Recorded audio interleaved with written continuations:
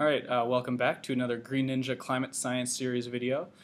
In this video, we're going to be tackling the big question of why do we think current climate change is being caused by humans? So we've kind of hinted at the various lines of evidence in previous videos, but in this video I kind of want to just review the different lines of evidence and kind of synthesize it into one kind of coherent statement about why scientists think that the current climate change that we've seen is indeed being caused by human activity.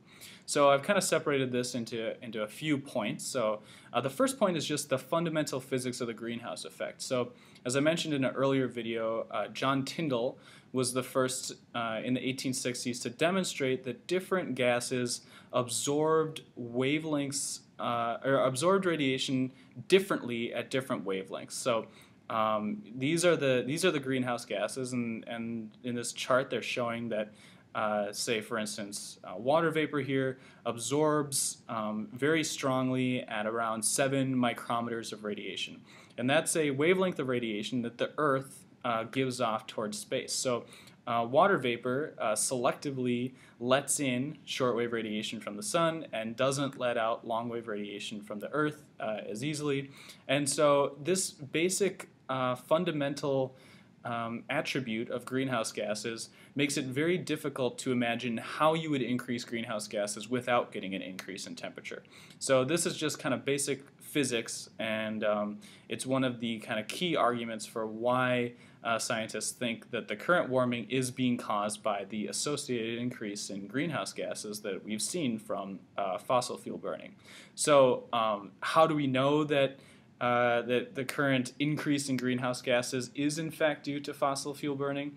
Well, there's various lines of evidence, but just kind of a very kind of obvious one to look at is just the timing of when the greenhouse gases actually increased. So this is kind of like argument 1.5 here, that if, again, we just look at carbon dioxide here, but also here's two other important greenhouse gases, methane and nitrous oxide. We see that, from the year 0 to the year, in the 1880s, the amount of CO2 in the atmosphere was relatively constant. And then all of a sudden, when we started burning fossil fuels and putting CO2 into the atmosphere, then CO2 in the atmosphere jumped up by a ton. And so that makes perfect sense, right? But we know that just from looking at the timing of these things, that it's almost certainly due to human activities, the reason why CO2 went up in the first place, as well as these other greenhouse gases. So another piece of evidence would be to look at signatures of an enhanced greenhouse effect. So what I mean by this are lines of evidence that show that the greenhouse effect is getting stronger directly. So not just indirect lines of evidence like increases in temperature, but direct lines of evidence showing that the greenhouse effect is getting stronger. So how would you measure the greenhouse effect? So remember, in our Earth energy budget, the greenhouse effect came into play over here, where greenhouse gases are relatively opaque to long-wave infrared radiation coming from the surface of the Earth. So if you increase greenhouse gases in the atmosphere, which we have been doing, we would expect the outgoing long-wave radiation to space to decrease. And since we have conservation of energy, that means that more radiation should be coming back down towards the surface of the Earth. And so we have actually been measuring both of these things over time, and we have seen that this is exactly what is happening. So satellites have shown that long-wave radiation escaping to space has decreased, and the long-wave radiation coming back down towards the surface of the planet, as measured from surface stations looking up at the sky, has increased. So this is totally consistent with the physics that we would expect from the greenhouse effect, and makes perfect sense. Another line of evidence kind of attributing current warming to greenhouse gases would be the spatial kind of consistency of the warming. So in previous centuries, there have been large climate changes regionally due to changes in ocean circulations, for instance. So in the Atlantic, sometimes there have been events where ocean circulation changes have caused large warmings or coolings in the North Atlantic and kind of the opposite change in the South Atlantic. And so you could imagine maybe the current climate change is due to some type of ocean circulation like that. But because when you look at the globe, so this is just the warming rate of the globe from 1900 to 2012, if you look at the global surface warming rate, we see it's like pretty consistent throughout the entire surface of the Earth. And this is totally consistent with what you'd expect from greenhouse warming. Because CO2 is a very evenly distributed greenhouse gas, it doesn't matter where it goes, where its source is. So it can be from the industries in the Midwest United States. It doesn't matter. That CO2 quickly gets mixed globally around the surface of the planet, and that should cause warming basically everywhere, pretty much uniformly. And so that is indeed what we see. We see warming over the entire surface of the globe, and it's pretty consistent. I mean, there's differences because we expect, for instance, continents to warm faster than oceans. We expect the Arctic to warm faster than the equator. But overall, the warming is pretty consistent, and this is exactly what we would expect with a greenhouse gas, with greenhouse gases actually causing the warming.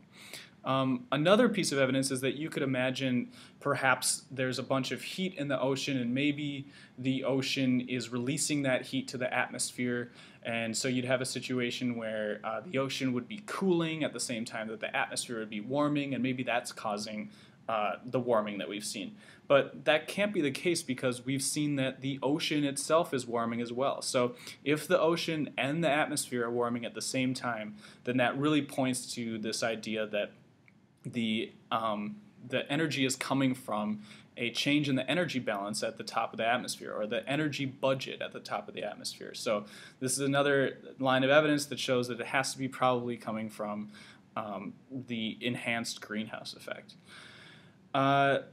The third kind of piece of evidence is just when we look at climate changes of the past and we try to understand how climate has changed in the past, and we try to look at the current climate change, we see that natural climate changes of the past really do not explain the current warming that we've seen.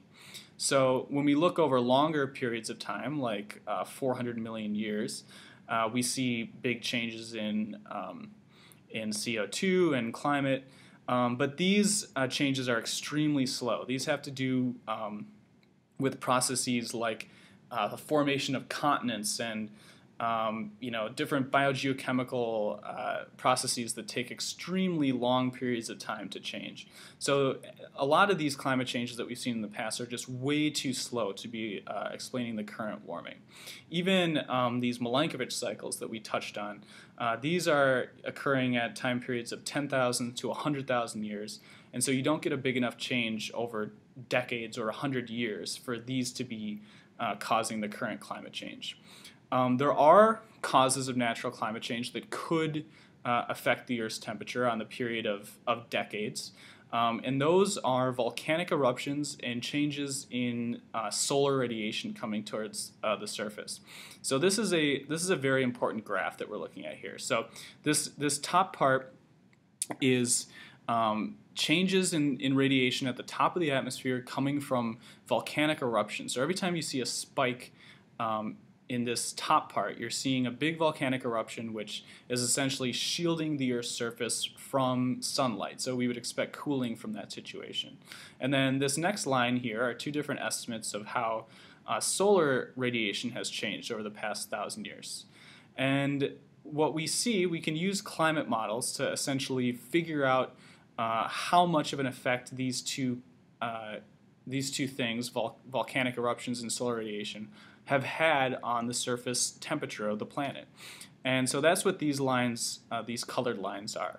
They are climate model simulations of the temperature, and they are overlaid with our best estimate of what the temperature actually was, and that's what this shaded region is. So we have observations, or our best estimate, coming from proxy records of what the temperature was over the past 1,000 years in the shaded colors. we have climate model simulations of what the temperature should have been based on changes in solar radiation and greenhouse gas, or solar radiation and volcanic eruptions.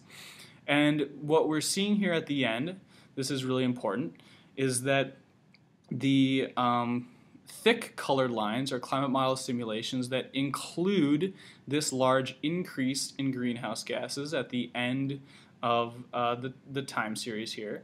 And the thin lines are climate model simulations that do not include this increase in greenhouse gases.